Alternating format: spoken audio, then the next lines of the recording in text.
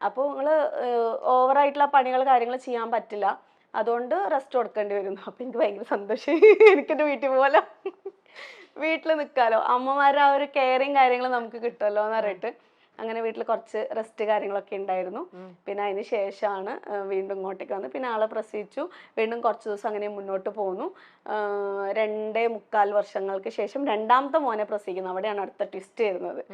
ആ മോന് ഛർദി, എന്ത് പാല് കുടിച്ചാലും ഒന്നിച്ചങ്ങട് ഈ പമ്പെന്ന് വരുന്ന പോലെ ഛർദിക്കും. നമ്മൾ എന്ത് തന്നെ ട്രീറ്റ്മെന്റ് ചെയ്തിട്ടും ആൾക്ക് യാതൊരു മാറ്റവും ഇല്ല. പാലും എടുക്കുക, ഒരു പാത്രം പിടിച്ച് നിൽക്കുക, ഇതൊരു റൊട്ടീനായി. അവന് വിശക്കാതിരിക്കാൻ ഞാനിങ്ങനെ ഫീഡ് ചെയ്തോണ്ടേയിരിക്കണം. അവനത് വോമിറ്റ് ചെയ്തോണ്ടേയിരിക്കും. വേറെ ഒന്നും നമുക്ക് കൊടുക്കാനും പറ്റില്ല. കുറേ ട്രീറ്റ്മെന്റ് ചെയ്ത് നോക്കി. അവസാനം കോയമ്പത്തൂരൊക്കെ കൊണ്ടുപോയി മിൽക്ക് സ്കാൻ എന്ന് പറഞ്ഞിട്ട് ഒരു സ്കാനൊക്കെ കുഴലൊക്കെ ഇറക്കി നോക്കി.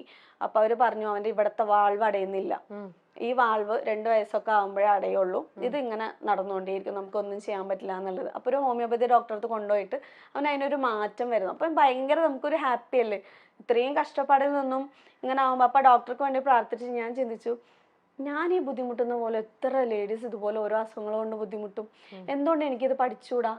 മെന്റലി ഒരുപാട് ഹറാസ്മെന്റ് അനുഭവിക്കുന്ന ഒത്തിരി സ്ത്രീകൾക്ക് കൗൺസിലിംഗ് കൊടുക്കുക എന്നുള്ളതായിരുന്നു എൻ്റെ ഒരു ലക്ഷ്യം. അതിനാണ് ഈ BSc സൈക്കോളജി തന്നെ നമ്മൾ ചൂസ് ചെയ്തിട്ടുണ്ടായിരുന്നത്. പക്ഷെ ഇനി പറ്റില്ല എന്ന് മനസ്സിലായി. ക്ലിനിക്കൽ സൈക്കോളജി എടുത്തിട്ട് നമുക്ക് ക്ലിനിക്ക് സ്റ്റാർട്ട് ചെയ്യാം, കൗൺസിലിംഗ് സ്റ്റാർട്ട് ചെയ്യാം എന്ന് വിചാരിച്ചിരുന്ന ആ ഒരു സമയം. പക്ഷെ അത് നടന്നില്ല. അപ്പൊ പിന്നെ അത് അവിടെ അങ്ങനെ ഡ്രോപ്പ് ചെയ്തതിന് ശേഷം അക്യുപങ്ക്ചർ, ഡയബറ്റിസ് എഡ്യൂക്കേറ്റർ, ഇങ്ങനെയുള്ള കുറച്ച് കോഴ്സുകൾ നമ്മൾ പഠിക്കാനായിട്ട് പോകുന്നത്. ഡിപ്ലോമ ഇൻ അക്യുപങ്ക്ചർ എടുത്തു, അത് അണ്ണാമല യൂണിവേഴ്സിറ്റിയുടെ തന്നെയായിരുന്നു. അതിനുശേഷം ഇതിൻ്റെ കൂടെ കുറേ കോഴ്സുകൾ ഇങ്ങനെ നമ്മൾ ചെയ്തുകൊണ്ട് വരുമ്പോഴാണ് PMKVY ഗവൺമെൻറ് പഠിപ്പിക്കുന്ന, സെൻട്രൽ ഗവൺമെൻറ് പഠിപ്പിക്കുന്ന ഡയബറ്റിസ് എഡ്യൂക്കേറ്റർ എന്ന് പറഞ്ഞ കോഴ്സ് ഉണ്ട്. അത് എടുത്തു കഴിഞ്ഞാൽ നമുക്ക് ഇന്ത്യക്കുള്ളിലും ഇന്ത്യക്ക് പുറത്തും നല്ല വാല്യൂഡ് സർട്ടിഫിക്കറ്റ് ആണ്. ഇന്ത്യൻ്റെ ഉള്ളിൽ ഇപ്പോൾ പക്ഷെ ആ ഒരു ക്യാബിൻ ഹോസ്പിറ്റലുകളിൽ മിനിമം ആയിട്ട് വന്നിട്ടുള്ളൂ, പക്ഷെ ഭാവിയിൽ വരും. പക്ഷെ പുറത്ത് നമുക്ക് ഒരു 2 ലക്ഷം രൂപ വരെ സാലറി കിട്ടുന്ന ഒരു ജോബാണെന്ന് അറിഞ്ഞപ്പോൾ അങ്ങനെ ചെന്നൈയിലേക്ക് പോയിട്ട് പഠിക്കാനായിട്ട് തീരുമാനിക്കുകയാണ്. പക്ഷെ അപ്പോൾ ആരും സമ്മതിച്ചില്ല. അതായത് ഇത്രയും കാലം എന്ന് പറയുമ്പോൾ ആരും അറിയാതെ പഠിച്ചതും എക്സാമിന് മാത്രം പോയൊരു സംഭവമാണ്. 4-5 മാസം വീടും ഈ 2 കുട്ടികളെയും വിട്ടിട്ട് നമ്മൾ ചെന്നൈയിലേക്ക് പോയി നിൽക്കുക. എൻറ്റയർലി ഡിഫറെന്റ് ആയിട്ടുള്ള ഒരു സംഭവം. ആരും സമ്മതിക്കാൻ, ഞാനത് മനസ്സിൽ പോലും എടുത്തില്ല. എല്ലാവരും സംസാരിക്കുന്നുണ്ട്, എല്ലാവരും അതിന് ജോയിൻ ചെയ്യാനൊക്കെ തീരുമാനിക്കുമ്പോൾ ഞാൻ മാത്രം മാറി ഇങ്ങനെ നിൽക്കുക. അപ്പൊ എന്നോട്, ഞാൻ ഭയങ്കര ആക്റ്റീവായിട്ട് നിൽക്കുന്ന ഒരാളാണ്. അപ്പൊ ഈ ഒരു സംസാരം വന്നപ്പോൾ മാത്രമേ ഞാൻ മാറി നിന്നപ്പം ക്ലാസ്സിലെ മറ്റുള്ള എല്ലാവരും ചോദിച്ചു, നീ പഠിക്കേണ്ട സംഭവം ആണ് ശരിക്കും പറഞ്ഞാൽ, നിനക്ക് അതിനുള്ള എബിലിറ്റി ഉണ്ട്, ബട്ട് വൈ നീ എന്തിനെങ്ങനെ മാറിക്കണമെന്ന് ചോദിച്ചപ്പോൾ, ബട്ട് വൈ എന്ന് ചോദിച്ചു കഴിഞ്ഞാൽ ഞാൻ മാരീഡ് ആണ്, എനിക്ക് 2 കുട്ടികളുണ്ട്, എനിക്ക് പുറകിൽ വലിയ ഫാമിലി ഉണ്ട്, ഇവരെല്ലാവരും തൃപ്തിപ്പെടുത്തിക്കൊണ്ട് എനിക്ക് ഒരിക്കലും ചെന്നൈയിലേക്ക് പോകാനായിട്ട് പറ്റില്ല, നടക്കാത്തൊരു കാര്യമാണ്, ആഗ്രഹിച്ചിട്ട് വിഷമിക്കുന്നതിനേക്കാളും നല്ലത് ആഗ്രഹിക്കാതിരിക്കുന്നതല്ലേ എന്ന് പറയും. അങ്ങനെ എനിക്ക് ഇതിൻ്റെ വാല്യൂ കാര്യങ്ങളൊക്കെ പറഞ്ഞിട്ട് എൻ്റെ ഫാദറിൻ്റെ അടുത്ത് ഫസ്റ്റ് സമ്മതം വാങ്ങിച്ചു തരാണ്. ഇങ്ങനെ ഒരു കോഴ്സാണ്, ഭയങ്കര ഇതാണ് എന്നൊക്കെ പറഞ്ഞിട്ട് അപ്പൊ ഫാദർ ഓക്കെ പറഞ്ഞു. അതിന് മുമ്പ് ഞാൻ അമ്മനെ സെറ്റാക്കി, കൈക്കൂലി കൊടുത്ത് സെറ്റാക്കാന്ന് പറഞ്ഞ പോലെ ഫോൺ വിളിച്ചിട്ട് ഞാൻ പറയും, കാല് പിടിക്കുന്ന പോലെ ഞാനൊരു കാര്യം ചോദിക്കാൻ, എൻ്റെ മക്കളൊരു 3-4 മാസത്തിന് ഒന്ന് നോക്കുമോ പ്ലീസ്. അതിന് നീ അങ്ങോട്ട് പോകണം, ദുബായിക്ക് വല്ലതും പോകുന്നുണ്ടാന്ന് ചോദിച്ചു. അവന് ദുബായിക്കല്ല, എനിക്ക് പഠിക്കണം, എനിക്കിങ്ങനെ നല്ല സാലറി കിട്ടുന്ന പോലെ ഒരു ജോബ് വന്നിട്ടുണ്ട്, അമ്മ സമ്മതിച്ചാൽ മാത്രമേ ഇത് നടക്കുള്ളൂ, എങ്കിൽ മാത്രമേ ഇത് ആരെടുത്തെങ്കിലും പോലും പറയാനുള്ള ഒരു ഇത് മാത്രമേ ഉള്ളൂ, കാരണം എനിക്ക് എൻ്റെ മക്കളെ വേറെ എവിടെയും വിടാൻ പറ്റില്ല, നമ്മുടെ അത്രയും സുരക്ഷിതമായിട്ട് ആരും ഈ ഭൂമിയിൽ നോക്കാനുമില്ല, എന്നെക്കാളും നന്നായിട്ട് നോക്കും. അപ്പൊ പറഞ്ഞപ്പോ എൻ്റെ മോന്റെ കാര്യം പറഞ്ഞല്ലോ, ഭയങ്കര വെറുപ്പിയാണ് അവൻ, അവന്റെ കാര്യം മാത്രമാണ് എനിക്കൊരു ഇത്. അപ്പൊ ഞാൻ പറയാം, എങ്ങനെയെങ്കിലും ഒന്ന് അമ്മ അഡ്ജസ്റ്റ് ചെയ്യാം, എൻ്റെ ഇനി ഞാൻ ഒന്നും പറയില്ല അങ്ങനെയാണെന്നൊക്കെ പറയാം. അപ്പൊ അമ്മ പറഞ്ഞു, ഞാൻ നോക്കിക്കോളാം, കുഴപ്പമില്ല, നിന്റെ ഈ ആഗ്രഹം നടക്കട്ടെ, അങ്ങനെയെങ്കിലും നീ ഒന്ന് രക്ഷപ്പെടുമല്ലോ, നിന്റെ പ്രയാസങ്ങൾ എനിക്ക് അങ്ങനെ കേൾക്കണ്ടാലോ എന്ന് പറഞ്ഞിട്ട് അമ്മ സമ്മതിച്ചിട്ടാണ് നമ്മൾ ചെന്നൈയിലോട്ട് പോകുന്നത്. പോയി ഒരാഴ്ച കഴിഞ്ഞ് ഞാൻ പ്രഗ്നന്റ് ആണെന്ന് അറിയുന്നു. 3ാമത്തെ പ്രഗ്നന്റ്. അതെ, 7 വർഷത്തെ ഗ്യാപ്പ് ഉണ്ട്. അതുവരെയും മോന് 7 വയസ്സാണ്. ആ സമയത്ത് 3ാമത്തെ പ്രഗ്നൻസി കറക്റ്റായിട്ട് നമ്മുടെ ആ ഒരു പരീക്ഷണം അങ്ങനെ കൊണ്ടുവന്ന് ടിക്ക് നിട്ടുന്ന പോലെയായിരുന്നു. ഇത് ചെക്ക് ചെയ്ത് നോക്കി ഉടനെ ഡബിൾ ലൈൻ. വാ, എൻ്റെ മനസ്സിൽ എന്തൊക്കെയോ ഇങ്ങനെ ഒരു പുകമറ പോലെ വന്നെങ്കിലും ഞാൻ ഫസ്റ്റ് ഹസ്ബൻഡിനെ വിളിക്കുന്നത്, ഇങ്ങനെ ഒരു ടെൻഷൻ ആവണ്ട, ഞാൻ ആദ്യം ഇതാ പറഞ്ഞത്. കാരണം നമ്മൾ ഒരുപാട് പ്രതീക്ഷയോടെ ക്ലിനിക്കൊക്കെ സ്റ്റാർട്ട് ചെയ്തിട്ടുണ്ട്. പാലക്കാട് 25,000 രൂപ റെൻ്റൊക്കെ കൊടുത്തിട്ട് വലിയൊരു ഷോപ്പൊക്കെ എടുത്തിട്ട് ക്ലിനിക്കിനൊക്കെ വേണ്ടിയിട്ടൊക്കെ സെറ്റായി നിൽക്കുന്ന സമയത്താണ് പ്രഗ്നൻസി. ഈ കോഴ്സ് കംപ്ലീറ്റ് ചെയ്യാണ്ട് നമുക്ക് ഇത് ചെയ്യാനായിട്ട് പറ്റൂല. ഗവൺമെന്റ് ഒരു അപ്രൂവ്ഡ് ആയിട്ടുള്ള ഒരു കോഴ്സാണല്ലോ, ഇതിനെ പ്രതീക്ഷിച്ചിട്ടാണ് ചെയ്യുന്നത്. അപ്പൊ ഞാൻ പറഞ്ഞു പ്രഗ്നന്റ് ആണ്, പിന്നിപ്പോ എന്താ ചെയ്യാ. നോർമലി അബോർഷൻ എന്നുള്ളതായിരിക്കും മിക്ക ആൾക്കാരും ചിന്തിക്കുന്നത്. ഞാൻ ഒന്നും ചെയ്യാൻ പറ്റില്ല, പ്രസവിക്കന്നെ, അല്ലാതെ വേറെ എന്താ, പ്രസവിക്കാം. പക്ഷെ ഈ കോഴ്സ് എങ്ങനെയും 2-3 മാസത്തിൽ തീരും. കോഴ്സ് ഞാൻ കംപ്ലീറ്റ് ചെയ്യും, അതിന് യാതൊരു മാറ്റം ഉണ്ടാവില്ല. ഞാൻ വർക്ക് ചെയ്യും, മുടക്കി എല്ലാ പൈസയും തിരിച്ചെടുക്കുകയും ചെയ്യും. ഇതിനൊന്നും ഒരു പ്രഗ്നൻസിയോ അല്ലെങ്കിൽ ഒരു കുഞ്ഞോ തടസ്സമാവില്ല. പക്ഷെ ഇതിപ്പോൾ ആരെടുത്തും നിങ്ങൾ പറയണ്ട. നമ്മളിത് എപ്പോഴാണോ പുറത്ത് പറയുന്നത് അപ്പം അറിഞ്ഞാൽ മതി. ഇപ്പം ആരും അറിയണ്ട, കാരണം അത് പഠനത്തിനെ ബാധിക്കും. സോ ആരടുത്തും പറയണ്ടെന്ന് പറഞ്ഞ് അങ്ങനെ മുന്നോട്ട് പോവാണ്. അവിടുന്ന് പിന്നീട് അങ്ങോട്ട് ഛർദ്ദിക്കാൻ വരലും ബുദ്ധിമുട്ടും പ്രയാസങ്ങളും. ക്ലാസ്സൊക്കെ അറ്റൻഡ് ചെയ്യുമ്പോൾ ഡോക്ടേഴ്സാണ് വന്ന് ക്ലാസ് എടുക്കുന്നത്. ഇവർ ക്ലാസ് എടുക്കുന്നവരെ ഇങ്ങനെ നോക്കിയിട്ടുണ്ട്. ഡോക്ടർ പോയത് ഒരൊറ്റ വീഴ്ചയായിരിക്കും, തലകറക്കം, ഛർദ്ദിക്കാൻ വരലും ഒക്കെ ആയിട്ട്. പക്ഷെ കൂടെ ഉള്ളവരൊക്കെ ഭയങ്കര സപ്പോർട്ടൊക്കെ ആയിരുന്നു. അത് കംപ്ലീറ്റ് ചെയ്ത് തിരിച്ചു വന്ന് ഇതിൻ്റെ ഇടയിൽ നാച്ചുറൽ തെറാപ്പി എന്ന് പറഞ്ഞിട്ടുള്ള MHRDയുടെ ഒരു കോഴ്സും കൂടെ ചെയ്യുന്നുണ്ടായിരുന്നു. എനിക്ക് ആ സർട്ടിഫിക്കറ്റും കൂടെ കിട്ടണമായിരുന്നു.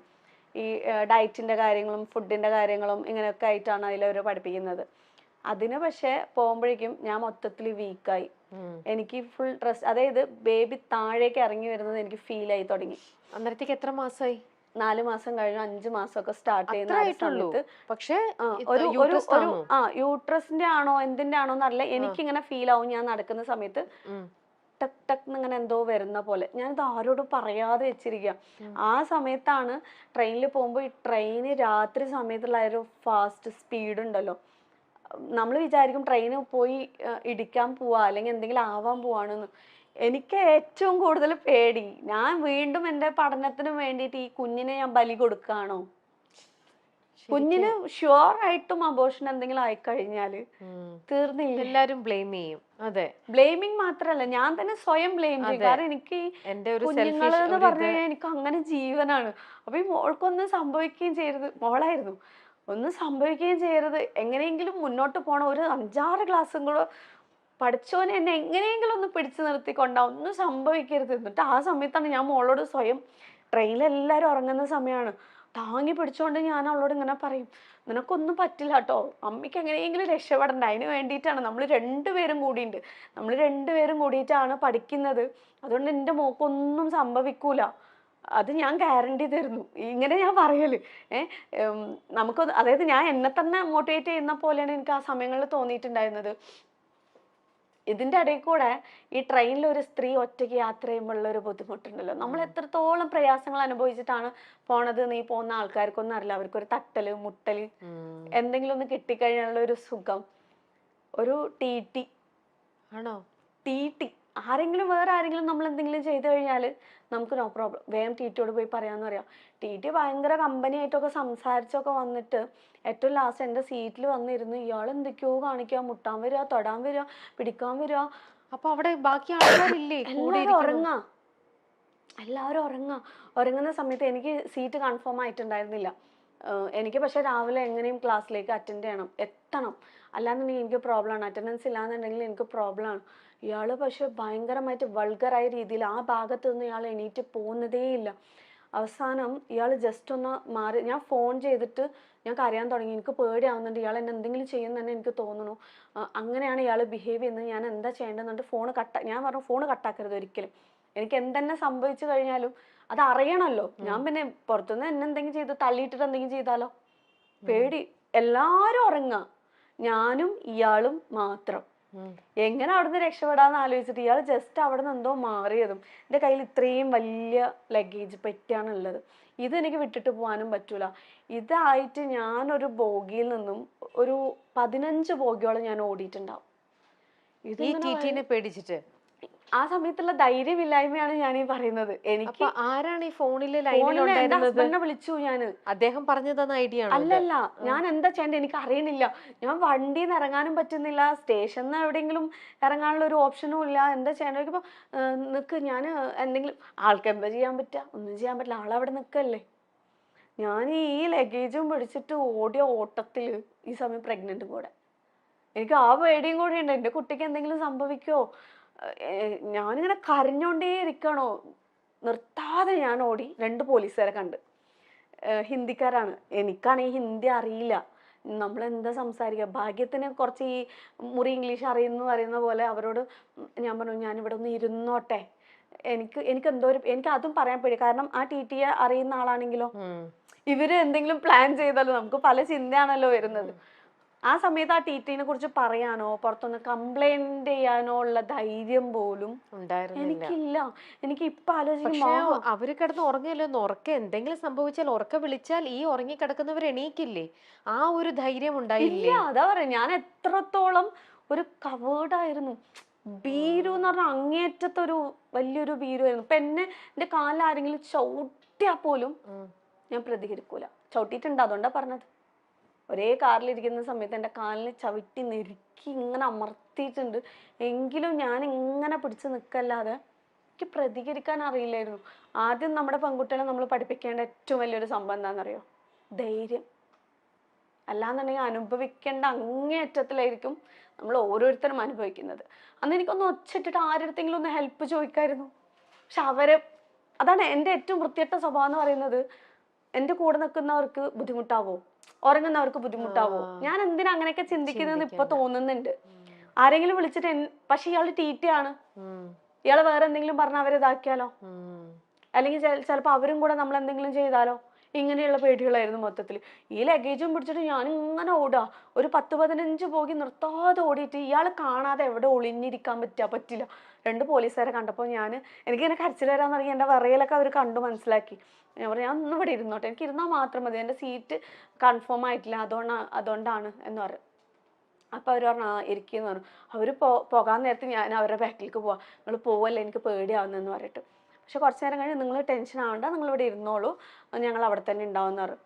ഇവർ പോയി കുറച്ച് നേരം കഴിയും. എൻ്റെ കയ്യിലാണെങ്കിൽ എന്നെ കവർ ചെയ്യാനൊരു സാധനം ഒന്നും ഉണ്ടായിരുന്നില്ല. അപ്പം എൻ്റെ ഷോൾ ഉണ്ടായിരുന്നു. ഞാനാണെന്ന് ഇത് അറിയാതിരിക്കാൻ വേണ്ടിയിട്ട് എൻ്റെ ലഗേജ് ഞാൻ ഏതിൻ്റെയോ സീറ്റിൻ്റെ അടിയിൽ മറിച്ച് വെച്ചതിന് ശേഷം ഇവരെനിക്കൊരു സീറ്റ് റെഡിയാക്കി തന്നു, ഈ പോലീസുകാർ. എന്നിട്ട് എൻ്റെ തലയിലിട്ട ഷോളിനെ മൊത്തത്തിൽ കാലിൻ്റെ അടിയിലേക്കും സൈഡിലൊക്കെ ചുരുട്ടി വെച്ചിട്ട് ഞാനിങ്ങനെ കവർ ചെയ്യാണ്. ഇയാൾ വന്ന് എന്നെ അറിയാതിരിക്കാൻ വേണ്ടി. എനിക്ക് ഉറക്കമൊന്നും വരുന്നില്ല, ഉറങ്ങിക്കഴിഞ്ഞ് ഇയാൾ എങ്ങാനും വന്നാലോ എന്ന് പേടിച്ചിട്ട് ഞാനിങ്ങനെ പതിയെ ഇങ്ങനെ നോക്കുമ്പോണ്ട് ഇയാൾ അങ്ങോട്ടും ഇങ്ങോട്ടും പോകുന്നു. ഇയാൾ എന്നെ തെരഞ്ഞു നടക്കാണ്. ഞാനിങ്ങനെ ബേജാറായിട്ട് പേടിച്ചിട്ട് തലയും പൊക്കാട്ട് ശ്വാസം പോലും വിടാതെ നമ്മൾ ഇരിക്കൂലേ, ഈ അവസ്ഥയിൽ ഞാൻ അങ്ങനെ കിടന്നു പ്രാർത്ഥിക്കണം, ഇയാൾ എന്നെ കാണരുത് ഒച്ചിട്ടാ മതി, അല്ലെങ്കിൽ എന്തെങ്കിലും ഒന്ന് ഷൗട്ട് ചെയ്താൽ മതി. അതിനുള്ള ധൈര്യം പോലും അന്ന് എനിക്ക് ഉണ്ടായിരുന്നില്ല. ആ ഇടയ്ക്ക് ഡയബറ്റിക്സ് എഡ്യൂക്കേറ്റർ കോഴ്സിനെ കുറിച്ച് അറിഞ്ഞു. ചെന്നൈയിലാണ്, 4-5 മാസം അവിടെ നിന്ന് പോയി പഠിക്കണം. ആലോചിക്കാൻ പോലും പറ്റില്ല. പക്ഷെ അതൊരു വരുമാന മാർഗമാകുമെന്ന് പറഞ്ഞപ്പോൾ ഭർത്താവ് സമ്മതിച്ചു. ക്ലാസ് തുടങ്ങി. കുഞ്ഞുങ്ങളെ അമ്മയെ ഏൽപ്പിച്ചു പോയി. ആദ്യ ആഴ്ച കഴിഞ്ഞു. ദിവസങ്ങൾ കഴിയും തോറും എനിക്ക് ഭയങ്കര ക്ഷീണം. പ്രഗ്നൻസി ടെസ്റ്റ് ചെയ്തപ്പോൾ പോസിറ്റീവായി. ഒരു വലിയ സ്വപ്നത്തിനായി വന്നതാണ്. പക്ഷേ ധനം ഉപേക്ഷിക്കില്ലെന്ന് തീരുമാനിച്ചു. അത് ദൈവവും ഞാനും തമ്മിലുള്ള മത്സരമായിട്ടാണ് തോന്നിയത്. ഹോസ്റ്റൽ ഭക്ഷണത്തോട് പൊരുത്തപ്പെടാനായില്ല. ഇൻസ്റ്റിറ്റ്യൂട്ടിൽ താമസിക്കാനുള്ള അനുവാദം വാങ്ങി. വെറും തറയിൽ നിസ്കാരപ്പായ വിരിച്ചാണ് കിടന്നത്. കുട്ടികൾ എത്തുമ്പോഴേക്കും കുളിച്ച് റെഡിയാകും. ആ കോഴ്സ് എങ്ങനെയോ പൂർത്തിയാക്കി. അവസാന മാസങ്ങളിലെത്തിയപ്പോൾ 45 കിലോ ഉള്ള ഞാൻ 90 കിലോ ആയി. സഹിക്കാൻ പറ്റാത്ത വേദന. എഴുന്നേറ്റ് നിൽക്കുമ്പോൾ കുഞ്ഞ് താഴേക്ക് ഇറങ്ങി വരുന്ന അവസ്ഥ. അങ്ങനെ 3ാമത്തെ മകൾ പിറന്നു. 3ാമത്തെ മോൾക്ക് 9 മാസം. 40 ലക്ഷം രൂപ ലോൺ എടുത്ത് വീട് വാങ്ങി. അതിനോട് ചേർന്ന് പ്രമേഹ രോഗികൾക്ക് മാർഗനിർദ്ദേശം നൽകാനായി ഒരു ക്ലിനിക്ക് തുടങ്ങാൻ തീരുമാനിച്ചു. ഇതാണ് എല്ലാ കണക്കുകൂട്ടലും തെറ്റിച്ച് വീണ്ടും സിലു ഗർഭിണിയായത്. അത്ര സങ്കീർണമായിരുന്നു അവസാന പ്രസവം. മാസങ്ങളോളം ബെഡ് റെസ്റ്റും വേദനകളും അനുഭവിച്ചതാണ്. ഉടനെ മറ്റൊരു കുഞ്ഞ്. അബോർഷൻ അല്ലാതെ മറ്റു വഴിയില്ലെന്ന് ഭർത്താവ് പറഞ്ഞു. പക്ഷേ അവൾ സമ്മതിച്ചില്ല. ഒരു ജീവനെ ഇല്ലാതാക്കാൻ തയ്യാറല്ലെന്ന് തീർത്തു പറഞ്ഞു. മകൻ പിറന്നു. ആരോഗ്യ പ്രശ്നങ്ങളും പോസ്റ്റ്മോർട്ടം ഡിപ്രഷനും കൊണ്ട് സിലു അന്ന് ഒരുപാട് അനുഭവിച്ചു. പക്ഷേ കുഞ്ഞിന്റെ മുഖം കാണുമ്പോൾ അതെല്ലാം മറന്നു. ഒരു വരുമാന മാർഗം വേണമായിരുന്നു. യൂട്യൂബിൽ വീഡിയോകൾ അപ്ലോഡ് ചെയ്തു തുടങ്ങി. എഡിറ്റിംഗ് ഉൾപ്പെടെ എല്ലാം യൂട്യൂബ് കണ്ടാണ് പഠിച്ചത്. കുഞ്ഞുങ്ങൾക്ക് ഭക്ഷണം ഉണ്ടാക്കുന്നതും വീടൊരുക്കുന്നതും ഒക്കെയായിരുന്നു ആദ്യകാല വീഡിയോകൾ. 166 വീഡിയോകൾ കഴിഞ്ഞപ്പോൾ മോണിറ്റൈസേഷനായി. അപ്പോൾ കാര്യമായ വരുമാനമൊന്നും കിട്ടുന്നില്ല. എന്നാൽ പിന്നീട് മാറ്റം വന്നു. ഇപ്പോൾ 1 മില്യണിലധികം സബ്സ്ക്രൈബേഴ്സ് ഉണ്ട്. 4 ചാനലുണ്ട്. വരുമാനവുമുണ്ട്. പഴയ തന്നെക്കുറിച്ച് ഓർക്കുമ്പോൾ എന്ത് ആണ് താനെന്ന് ഇപ്പോഴും സിലു ആലോചിക്കാറുണ്ടെന്ന് പറയുന്നു. 4 ചുമരിനുള്ളിൽ ഇരുന്നെങ്കിൽ എന്താകുമായിരുന്നു അവസ്ഥ? എല്ലാ പ്രതിസന്ധികളെയും മറികടക്കാനുള്ള ശക്തി സ്ത്രീകൾക്ക് കൂടുതലാണ്. അത് തിരിച്ചറിഞ്ഞ് നമ്മുടെ സന്തോഷങ്ങളിലേക്കുള്ള വഴി നമ്മൾ തന്നെ കണ്ടെത്തിയാൽ മതി എന്ന് സിലു പറയുന്നു.